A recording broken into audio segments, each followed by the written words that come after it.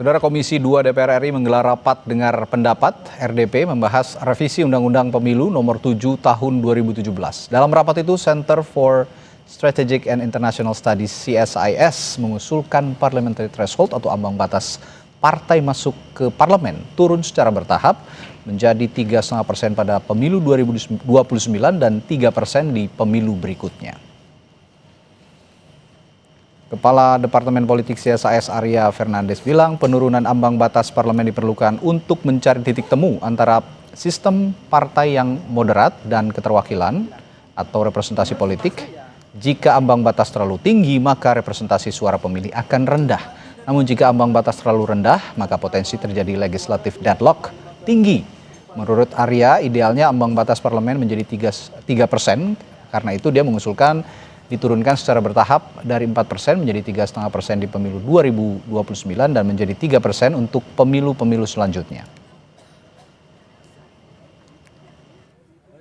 Menurunkan ambang batas secara bertahap dalam 2 kali siklus pemilu. Pertama, menurunkan dari 4% ke 3,5% di pemilu 2029, dan ini berlaku untuk tingkat nasional dan di daerah. Baru setelahnya kita tetapkan ambang batas 3% di pemilu 2034 dan seterusnya. Nah, sehingga kita kemudian tidak lagi mengubah ambang batas itu setiap terjadi pemilu. Kenapa 3,5%? 3,5% ini menurut saya adalah ambang yang moderat. Tidak terlalu tinggi, tidak terlalu rendah. Nah, dengan ambang batas 3% itu, kita juga bisa menurunkan jumlah suara yang tidak terkonversi menjadi kursi dari 17 juta menjadi hanya 11 juta. Sementara itu, Ketua Harian DPP Partai Gerindra menyebut partainya belum menentukan sikap mengenai ambang batas parlemen atau parliamentary threshold dalam rancangan undang-undang atau revisi undang-undang pemilu. Menurutnya, Partai Gerindra akan mengkaji dan melakukan simulasi mengenai ambang batas yang tepat untuk pemilu mendatang. Seperti partai-partai lain masih melakukan simulasi-simulasi, sementara di DPR pembahasan tentang undang-undang pemilu itu kan baru juga dalam batas bagaimana pendapat atau mengambil partisipasi publik. Nah, sehingga kami di Gerindra juga akan mengikuti, mencermati perkembangan di DPR tentang partisipasi publik, bagaimana pendapat tentang misalnya parlemen threshold dan lain-lain, sehingga lebih komprehensif dari Partai Gerindra akan melakukan pengkajian dan membahas sebelum kemudian akan dikeluarkan sikap resmi partai. Saudara, ambang batas partai untuk masuk parlemen diusulkan turun dari 4% menjadi 3,5% untuk pemilu mendatang. Lalu bagaimana ambang batas parlemen yang ideal? Kita akan bahas bersama Ketua Komisi 2 DPR Rifki Nizami Karsayuda yang nanti akan bergabung menyusul melalui sambungan virtual. Namun di studio sudah hadir Sekjen Partai Gelora Mahfuz Siddiq dan Ketua Departemen Politik Center of Strategic and International Studies CSIS Arya Fernandes. Selamat malam Mas Arya, Pak Mahfuz. Selamat malam Pak Radhi. Ini soal usulan parliamentary threshold atau ambang batas parlemen sebesar 3,5% dari CSIS. Saya ke Mas Arya dulu sebagai pengusul nih. Kok diskonnya dikit amat katanya, cuma turun 0,5% doang gitu ya. Malu kasih penawar. Kok diskonnya dikit amat, tapi pertanyaan saya gini, ini masih relevan nggak dengan fragmentasi partai yang ada saat ini?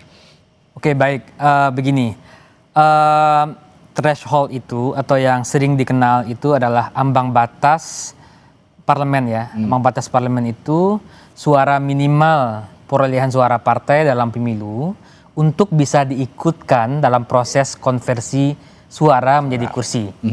Nah, kita di pemilu kemarin itu menggunakan angka 4%. Ya. Sehingga partai-partai yang hanya mendapatkan suara nasional 4% lah yang bisa diikutkan dalam proses untuk mendapatkan kursi di DPR. Oke.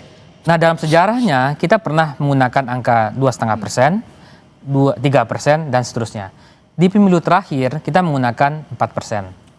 Lalu beberapa waktu sebelumnya muncullah putusan Mahkamah Konstitusi yang meminta para pengambil kebijakan untuk membahas kembali soal desain ambang batas parlemen. Metodenya seperti apa, caranya seperti apa. Nah, dalam menentukan ambang batas ini ada dua debat utama yang dikenal dalam literatur kepemiluan. Oke. Satu, apakah dengan menentukan ambang batas kita akan memperkuat keterwakilan politik, artinya semakin banyak partai di DPR kalau ambang batasnya rendah, atau apakah dengan mengatur ambang batas kita akan membuat politiknya menjadi lebih stabil, fragmentasi politiknya moderat, tidak terjadi legislatif deadlock. Nah, itu dua debat yang terjadi. Nah, sekarang pertanyaannya adalah berapa angkanya? Nah, angkanya itu tergantung kesepakatan-kesepakatan politik di DPR dan tergantung tujuan apa yang ingin dicapai. Apakah tujuannya ingin stabil, fragmentasi moderat, atau representasi tinggi? Nah, menurut saya kita harus cari titik tengah yang moderat. Ya, titik tengah yang moderat itu maksudnya adalah thresholdnya tidak terlalu tinggi, karena kalau thresholdnya tinggi itu representasinya menurun. Kalau thresholdnya terlalu rendah, misalnya 0% atau 1%, itu akan menciptakan potensi legislative deadlock. Veto playernya banyak. Sehingga menurut saya itu bisa diambil langkah yang titik tengah, yang moderat. Kalau saya melihat diturunkan bertahap dalam 2 kali siklus pemilu. Pertama dia diturunkan dari 4% menjadi 3,5% di pemilu 2029. Lalu di pemilu 34 itu menjadi 3% dan seterusnya. Nah, dengan begitu kita bisa mencapai representasi yang baik, fragmentasinya juga tidak terlalu tinggi. Ini kan Mas Arya juga sudah merepresentasikan ini ya di depan Komisi 2 DPR. Saya tanya ke Bung Rifki, kalau begitu suasana kebatinan di DPR gimana di Komisi 2 setelah mendengar usulan dari Mas Arya ini, Bung Rifki? Mas Arya ini terhormat sekali karena tamu pertama yang kami undang ke Komisi 2 DPR.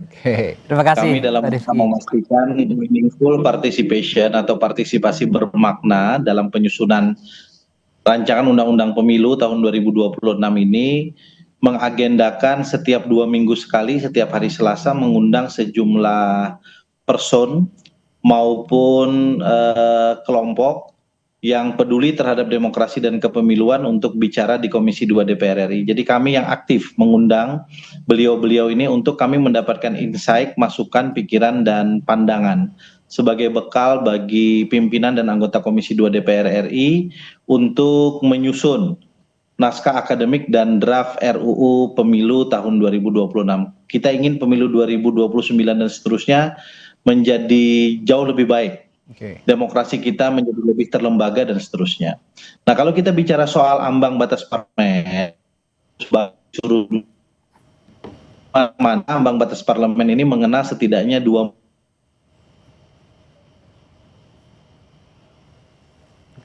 Sepertinya ada sedikit kendala komunikasi dengan Bung Rifki. Kita akan coba perbaiki sambungan komunikasinya sambil kita melanjutkan diskusi. Saya tanya ke Pak Mahfuz dulu deh kalau gitu.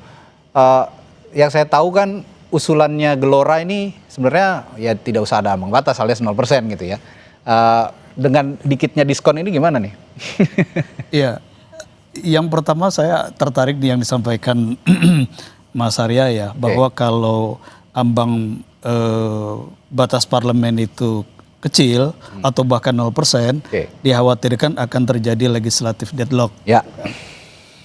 Saya kebetulan ada di DPR sejak 2004 ketika parliamentary threshold itu masih 0%, karena kan baru dimulai tahun 2009 ya. Seingat saya sejak 2004 sampai 2009 ketika tidak diberlakukan ambang batas parlemen, itu DPR tidak pernah mengalami yang disebut legislative deadlock. Bahkan yang terjadi pada saat itu sebenarnya di awal-awal masa tugas DPR adalah polarisasi antara dua kubu besar, ya ada yang disebut faksi koalisi kerakyatan dengan koalisi kebangsaan. Tarik menariknya itu lebih pada bagaimana menyepakati porsi sharing di dalam alat pimpinan alat kelengkapan dewan di DPR. Jadi tidak terkait dengan berapa banyak partai ya yang ada di DPR saat itu. Itu satu. Yang kedua, sebenarnya soal ambang batas parlemen, mau berapapun ambang batas itu atau bahkan 0 sekalipun, jumlah kursi DPR itu tidak berubah. Sekarang bisa begitu? 580, ya tetap 580. Tetap ya? Mau ambang batasnya 0%, 1% atau tetap 4%, atau bahkan bisa ada yang mengusulkan 7%, tetap saja anggota DPR itu kursinya adalah 580. Oke. Yang terjadi adalah porsi jumlah anggota setiap fraksi kan begitu, ya, yang bertambah atau berkurang. Jadi sebenarnya kalau kita bicara legislatif deadlock itu relatif tidak ada korelasi yang kuat dengan persoalan ambang batas ini. Itu yang pertama. Yang kedua, kalau kita merujuk kepada putusan MK, Mahkamah Konstitusi, bahwa ambang batas parlemen itu konstitusional bersyarat, begitu ya, untuk 2029 sepanjang dilakukan perubahan regulasinya, Undang-Undang 17 2017 ini harus kita lihat lagi apa dasar argumen dari MK. Oke. Kan dua hal yang paling mendasar. Yang pertama soal tidak terjadinya proporsionalitas perolehan suara dan kursi yang cenderung disproporsional. Karena misalnya begini, kalau kita merujuk kepada klaim P3 dan PSI misalnya, itu kan kurang lebih ada ada sekitar ada sekitar 18 kursi yang seharusnya dimiliki oleh P3 dan PSI yang kemudian dialihkan menjadi tambahan kursi bagi partai lain yang ada sekarang di Senayan. Dan dalam hal ini ada 17 juta suara yang hilang kan, gitu. Dan 17 juta suara yang hilang atau kurang lebih klaimnya adalah 18 kursi DPR itu luar biasa. 18 kursi DPR itu kalau di 2009 itu satu fraksi sendiri. Ya. Nah kalau misalnya 3,5% usulan Mas Arya ini atau CSIS bisa mengurangi suara hangus itu 11 juta, 11 juta itu masih besar. Dan 11 juta ini masih lebih besar dari perolehan partai yang ada di DPR sekarang. Gitu. Jadi menurut saya itu alasan pertama dari MK. Alasan yang kedua soal kedaulatan suara rakyat. Jadi begitu rakyat datang ke TPS memberikan suara, itu kan kedaulatan dia yang dijamin oleh konstitusi.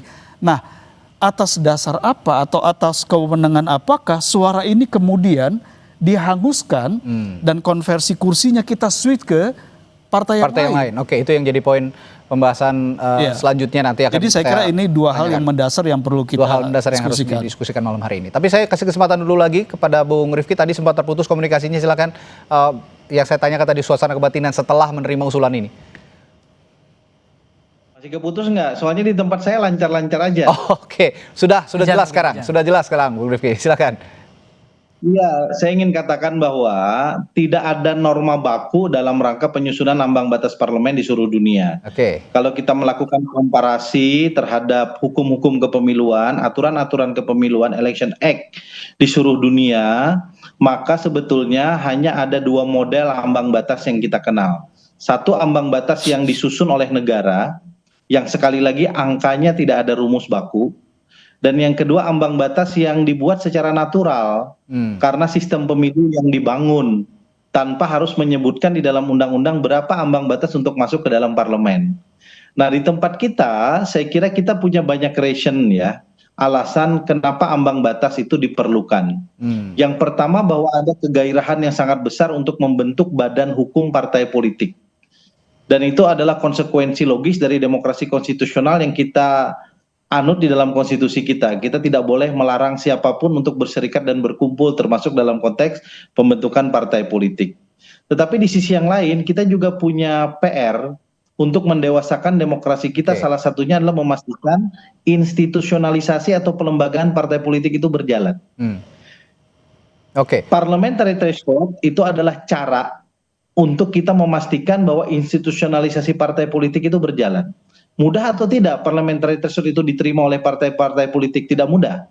Partai saya partai menengah. Kalau kemudian ada ide untuk meningkatkan parliamentary threshold misalnya naik dari 4% menjadi 5, 6, bahkan 7% misalnya, tidak mudah bagi Partai Nasdem. Apalagi kalau parliamentary threshold-nya juga diperlakukan bukan hanya di tingkat nasional, tapi juga diberlakukan untuk tingkat provinsi dan kabupaten kota untuk dalam tanda kutip memaksa hadirnya pelembagaan partai politik. Organisasinya semakin kuat, dan setiap partai politik dipaksa untuk kemudian memperoleh threshold tertentu agar tidak hanya mudah menghadirkan partainya, tidak hanya mudah menjadi peserta pemilunya, tetapi juga kita harus memaintain partai dengan segala konsekuensinya dengan lebih baik. Oke. Nah, karena itu saya kira usulan ambang batas parlemen yang sekarang baru dikemukakan oleh Bung Arya Fernandes itu kan nanti akan berkembang terus ide, pikiran dan gagasannya. Bagi Komisi 2 DPR RI itu penting, termasuk kami akan mengkonekkan bagaimana pikiran itu dengan putusan-putusan Mahkamah Konstitusi. Oke. Prinsip dasarnya kami ingin melembagakan partai politik satu, yang kedua kami ingin menghadirkan distrik magnitude yang lebih baik ke depan. Angka 580 itu juga Ustadz Mahfud itu kan bukan angka yang baku, itu bisa kita tambah, bisa kita kurang. Oke. Itu open legal policy saja sesuai dengan kebutuhan kita sebagai bangsa. Ya. Di Malaysia 34 juta penduduknya, Bung, itu jumlah anggota parlemennya 222 orang.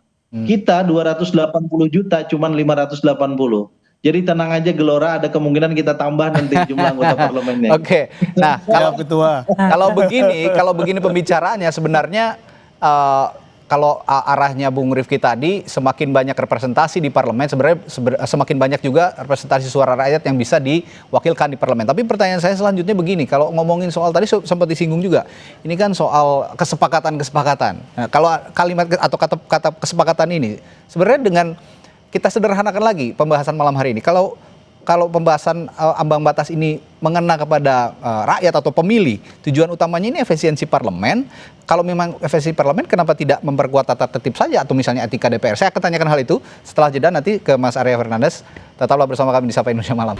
Kami masih membahas usulan ambang batas parlemen atau parliamentary threshold partai politik untuk bisa masuk ke parlemen, dan usulannya adalah 3,5% dari CSIS. Tapi saya ingin sederhanakan lagi supaya calon-calon pemilih nanti di 2030 ya, ini bisa juga paham apa sih sebenarnya ambang batas itu dan kepentingan buat kami apa gitu kira-kira. Saya akan bertanya, apakah parliamentary threshold ini atau ambang batas ini lebih mencerminkan kepentingan stabilitas atau kualitas representasi rakyat? Karena rakyat menjadi representasi, maksudnya DPR yang menjadi representasi rakyat nanti di parlemen, Mas Arya. Ya, dua-dua itu penting. Oke.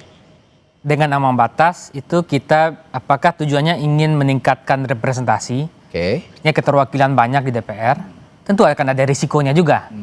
Atau kita memilih memastikan stabilitas, tidak banyak veto playernya sehingga pembuatan kebijakan bisa lebih cepat. Kita mau milih yang mana? Kalau kita mau pilih representasi tinggi, berarti thresholdnya diturunkan. Tapi risikonya apa?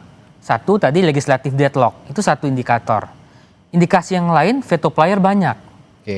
Ketika 2004, ambang batasnya seperti kata Pak Mahfud tadi, itu 0% memang. Tapi ada 16 partai di DPR. Veto playernya banyak. Sehingga pembuatan kebijakan itu akan jadi panjang.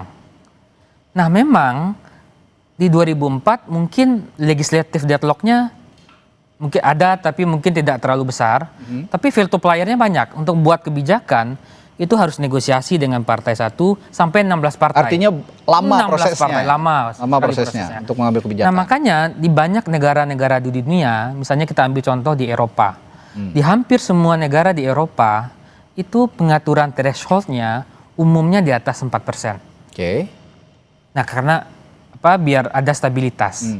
Nah di kita mungkin nggak sampai 5, nggak sampai 6. Makanya saya mengusulkan 3,5% cukup, kemudian kita turunkan secara bertahap menjadi 3. Yang kedua soal argumentasi proporsionalitas dan disproporsionalitas.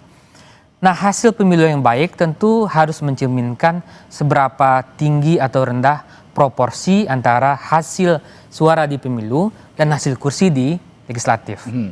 Nah semakin tinggi proporsinya tentu semakin baik. Hasilnya menunjukkan dengan kita menggunakan sistem proporsional terbuka itu, disproporsionalitasnya itu hanya 4,8 Pak. Itu bagus. Dibandingkan kita menggunakan sistem-sistem yang campuran. Itu bisa sampai 14 atau sistem distrik yang di atas 40. Artinya setiap ada proses konversi dari suara menjadi kursi pasti akan ada deviasi. Pasti akan ada suara yang tidak bisa terkonversi. Nah itu jamak di semua sistem kepemiluan. Sekarang bagaimana kita memastikan ada titik yang temu antara representasi dan stabilitas tadi. Oke, baik. Itu kira-kira. Nah, saya sekarang kalau gitu ke Bung Rifki lagi, sebelum ke Pak Mahfud nanti saya justru ingin mengcross lagi apa yang dikatakan oleh Pak Mahfud tadi, Bung Rifki. Pak Mahfud tadi mengatakan ini kita bicara representasi versus efektivitas. Nah, bagaimana juga DPR menjawab kritik bahwa ambang batas berpotensi menghilangkan suara jutaan pemilih seperti yang disinggung oleh Pak Mahfud tadi? Itu konsekuensi dari pilihan sistem-sistem pemilu. Tidak ada satupun sistem pemilu di dunia yang semua suaranya dikonversi menjadi kursi, itu nggak ada. Itu resiko dari kita berpemilu. Memastikan dari majoritarian terpilih yang minority, tetapi kemudian memiliki bobot yang paling besar dari sisi suara. Jadi mengkonversi dari suara rakyat menjadi suara perwakilan. Tadi Bung Arya Fernandes cerita, bahkan dalam sistem distrik misalnya yang dikenal di banyak negara-negara federal ya, itu efektivitasnya paling tinggi 60%. 40% suaranya hilang.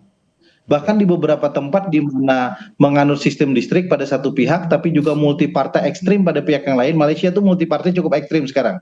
Kendati ada dua koalisi ya, koalisi pemerintah dan koalisi oposisi. Tapi kalau jumlah partainya sangat besar, itu bisa jadi efektivitasnya sangat sedikit yang mewakili pemilih. Artinya banyak suara yang terbuang, yang tidak dikonversi menjadi kursi. Betul kata Bang Mahfud bahwa kalau kita konversi jutaan suara pada tahun 2024 kemarin itu kalau dikonversi jadi kursi bisa lebih banyak untuk masuk ke dalam parlemen, itu betul. Jadi ini konsekuensi kita untuk memilih sistem pemilu mana yang ingin kita lakukan, itu satu. Yang kedua, ini juga konsekuensi kita untuk melakukan penataan proporsionalitas kita di parlemen. Apakah parlemen kita ingin banyak partai, banyak warna, multi, atau kita ingin membuat penyederhanaan partai politik termasuk konsekuensinya perampingan jumlah fraksi yang ada di parlemen kita melalui kebijakan ambang batas parlemen ini. Kita tidak akan bisa menemukan titik temu yang betul-betul menyenangkan dua kubu ini. Gitu. Mengurangi suara-suara yang tidak terpakai untuk dikonversi menjadi kursi pada satu pihak, dan keinginan untuk menghadirkan efektivitas dalam konteks governmental parlemen yang ingin kita ciptakan.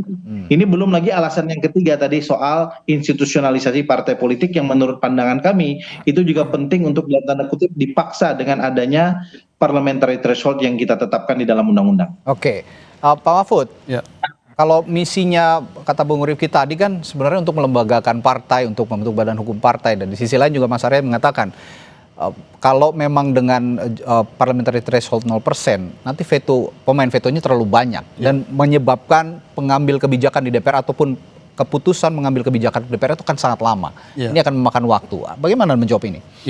Ini ada dua domain yang berbeda ya, tapi tetap berhubungan. Yang pertama soal efektivitas lembaga legislatif, pelembagaan partai. Yang kedua adalah persoalan bagaimana menjaga kedaulatan suara rakyat, lalu bagaimana menjaga proporsionalitas suara yang ketika dikonversi di DPR dia harus menjadi kursi. Nah, yang pertama saya ingin sampaikan begini pandangan saya. Soal efektivitas lembaga legislatif. Ketika 2004 sampai 2009 tidak ada parliamentary threshold, tidak ada ambang batas parlemen. Tadi Mas Arya mengatakan proses pengambilan keputusan legislatif menjadi panjang. Karena saya ada di sana tahun itu, saya melihat bahwa 2004-2009 ini kan periode Pak SBY pertama sebagai presiden. Beliau orang yang sangat demokratis dan tidak memaksakan ada satu koalisi mayoritas di DPR saat itu. Relatif dengan 15 atau 16 partai tapi terkonsolidasi dalam beberapa fraksi yang lebih sedikit, itu tidak ada masalah-masalah serius yang membuat ada proses pengambilan keputusan yang panjang berlarut-larut atau deadlock secara legislasi. Itu tidak pernah terjadi. Bahkan kalau kita lihat ribut-ribut DPR itu kalau kita lihat catatannya itu terjadi ketika dimulai pemberlakuan ambang batas parlemen. Kita bisa periksa itu timelinenya. Nah, yang kedua soal pelembagaan partai politik. kita beruntung ini ketua Komisi 2 sekarang ini politisi sekaligus akademisi. Jadi kita bisa mengelaborasi ide-ide ini secara lebih saintifik ya. Kita bersyukur nih Bung Rifki ini. Nah, kalau kita lihat pelembagaan partai politik, perpecahan partai atau fragmentasi partai yang kemudian induk memiliki banyak anak itu terjadi sejak 2009 sampai sekarang. Dan kalau kita tarik 2009 itu kan ketika diberlakukannya ambang batas parlemen. Semestinya kalau logika ini kita pakai, begitu ambang batas parlemen ini diberlakukan, ada penyederhanaan partai politik yang masuk DPR, ada pelembagaan dan penguatan partai politik. Tapi kalau kita lihat sejarah dari 2009 ke sini, berapa banyak partai politik besar yang kemudian terjadi friksi, lalu melahirkan partai politik baru yang sekarang kumpul juga di DPR begitu ya. Jadi ada persoalan yang menurut saya tidak bisa berkorelasi secara positif. Nah, tapi kalau kita melihat isu ambang batas parlemen, menurut saya pada akhirnya memang ini pilihan sistem politik yang kita sepakati nantinya ya. Dan DPR serta pemerintah lah yang punya hak itu. Tetapi kalau kita kembali kepada dasar argumen Mahkamah Konstitusi, itu kan dua saja. Bagaimana menjaga kedaulatan rakyat, 17 juta suara itu besar loh. Ya. Kalau negara Eropa itu udah satu negara itu, ya negara kecilnya. Bagaimana menjaga agar tidak ada suara yang hangus sia-sia karena diberlakukan PT 4% kemarin. Yang kedua, bagaimana menjaga proporsionalitas. Ini kan dua acuan ini. Jadi saya kira kalau kita merujuk ke dua poin ini, maka logika berpikir kita saya kira akan mengantarkan kepada kesimpulan bahwa ambang batas parlemen ketika misalnya dikecilkan atau bahkan dinolkan, dia tidak akan berdampak pada terjadi destabilisasi lembaga legislatif atau tidak terkonsolidasinya partai politik, karena kalau kita ingin melembagakan atau menyederhanakan jumlah partai politik ada pintu yang lain. Pertama, perketat syarat mendirikan badan hukum partai politik. Yang kedua, perketat proses pendaftaran untuk menjadi calon peserta pemilu. Dan yang ketiga ya diatur fraksi di DPR. Syarat minimum fraksi berapa anggota, sehingga kemudian kalau misalnya ada partai politik dia cuma punya 5 anggota di DPR RI, dia tidak bisa membentuk fraksi sendiri. Oke, itu yang saya bilang tadi tatip ya. Dia harus gabung dengan dan itu praktek yang sudah pernah kita lakukan juga di masa yang lalu. Dan di daerah sekarang di provinsi dan kota kabupaten itu sudah terbiasa gabungan beberapa anggota dewan dari berbagai partai gabung dalam satu fraksi gabungan. Dan itu baik-baik saja. Oke. Nah, ini sebagai penutup saja ya untuk Bung Arya dan juga Bung Rifki. Berapapun ambang batasnya sebenarnya kan ujungnya adalah kepentingan pemilih, kepentingan rakyat juga yang harus didengar begitu, yang harus dijamin representasinya di parlemen. Nah, kalau saya tanyakan ukuran keberhasilan kebijakan ambang batas parlemen bagi iklim demokrasi di Indonesia itu bagaimana kalau menurut tolak ukurnya CSIS? Oke, baik. Saya ingin komentar Pak Mahfud tadi. Pertama soal kedaulatan rakyat, yang kedua soal proporsionalitas. Di proporsionalitas menurut saya nggak ada isu. Karena dengan kita menganut 4% kemarin, disproporsionalitasnya hanya kecil. Sekitar 4,8 berdasarkan hitungan-hitungan statistiknya. Nah, tentu memang ada suara yang tidak terkonversi, tetapi tidak mungkin di semua sistem kepemiluan ketika ada efek sistemnya, ketika kita memilih satu sistem, itu akan ada bawaan-bawaan dari sistem itu yang membuat tidak mungkin semua suara bisa dikonversi menjadi kursi. Nah, makanya kita perlu mencari titik moderat. Kasus Indonesia 2004 mungkin gitu ya, tapi meskipun veto playernya banyak dan saya juga tahu bagaimana proses pembuatan kebijakan yang panjang dan bagaimana di daerah misalnya untuk membuat kebijakan-kebijakan kita kenal adanya ketok palu, ya ketok palu karena tapi banyak partai gitu kalau ya. Kalau cepet-cepet juga kayak sekarang senyap juga bahaya juga. Nah makanya dan kalau kita lihat data-data komparatif yang pada negara-negara yang sudah melakukan belasan mungkin puluhan kali demokrasi, mereka sadar bahwa perlu adanya pengaturan soal ambang batas. Karena makanya dikenal dalam ilmu politik itu adalah effective number of parliamentary parties. Itu jumlah partai yang efektif di DPR supaya proses kebijakannya bisa lebih terukur, supaya ada stabilitas, supaya tidak banyak veto player. Makanya di banyak dunia itu pasti ada pengaturan soal negara-negara demokrasi tentunya. Pasti ada aturan soal ambang batas. Oke, kalau saya boleh simpulkan, sebenarnya kalau yang paling dinilai layak begitu ya untuk iklim demokrasi ambang batas ini, bagaimana nilai kesuksesan ambang batas ini bisa berhasil di iklim demokrasi, cepat pengambilan keputusannya, tapi juga melibatkan banyak pihak gitu ya. Benar. Jadi melibatkan banyak pihak dan tidak ada satupun pihak yang terlewatkan. Itu yang menjadi tolak ukur kesuksesan parliamentary threshold diterapkan di parlemen. Terakhir saya ke isu di publik itu bukan itu sebenarnya. Singkat Pak Mahfud. Kalau kita lihat demonstrasi Agustus 2005 yang lalu, 2025 yang lalu, sebenarnya yang diinginkan oleh masyarakat luas, termasuk Gen Z yang akan mendominasi pemilih di 2029, bagaimana kita memiliki anggota dewan yang efektif dan betul-betul bekerja untuk rakyat.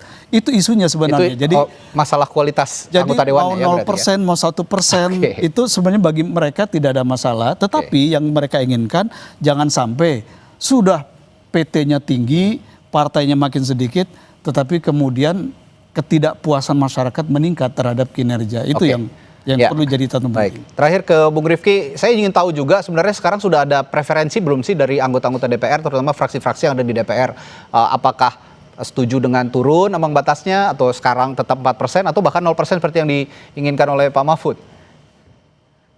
Saya terima kasih sama Kompas TV, walaupun terlalu dini mengangkat isu ini. Kami baru sekali menghadirkan RDPU dengan para pakar, jadi pasti akan berkembang terus idenya, dan sebetulnya daftar inventarisir masalah yang menarik bukan hanya soal threshold, banyak sekali yang menarik. Sistem pemilu kita juga menarik ya. Bagaimana kemudian kita membangun distrik magnitude juga menarik, kita mendekatkan jumlah kursi di setiap dapil agar kemudian masyarakat merasa lebih dekat dengan tadi Bang Mahfud cerita dengan yang diwakilinya.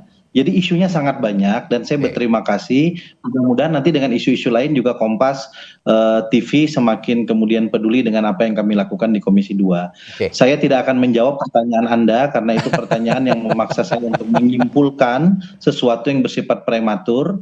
Kami ingin menghadirkan meaningful participation di Komisi 2 DPR RI, karena itu biarlah semua pikiran, pandangan sedang kami himpun di Komisi 2 untuk kami nanti sajikan menu ini kepada masing-masing fraksi, kepada partai-partai politik, yang pada ujungnya semua menu ini adalah untuk kebaikan demokrasi konstitusional kita, demi kebaikan rakyat kita sendiri. Untuk apa kita berpemilu, untuk apa kita bikin partai politik, kalau kualitas demokrasi dan pembangunan kita menurun.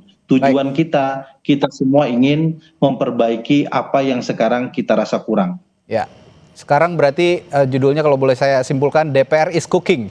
Masih masak dengan menu-menu yang sudah disajikan tadi. Dan chefnya berkualitas bagus. Ini chefnya berkualitas bagus, kata Pak Mahfud gitu. Spesifik untuk Bung Rifki. Baik, terima kasih Ketua Komisi 2 DPR, Rifki Nizami Karsayuda, lalu Sekjen Partai Gelora Mahfud Siddiq, dan Ketua Departemen Politik CSAS, Arya Fernandes, telah berbagi perspektifnya malam hari ini. Selamat malam, sampai jumpa lagi Pak Rifki. Sampai jumpa Pak Ketua. Sampai juga Pak Rifki. Terima kasih.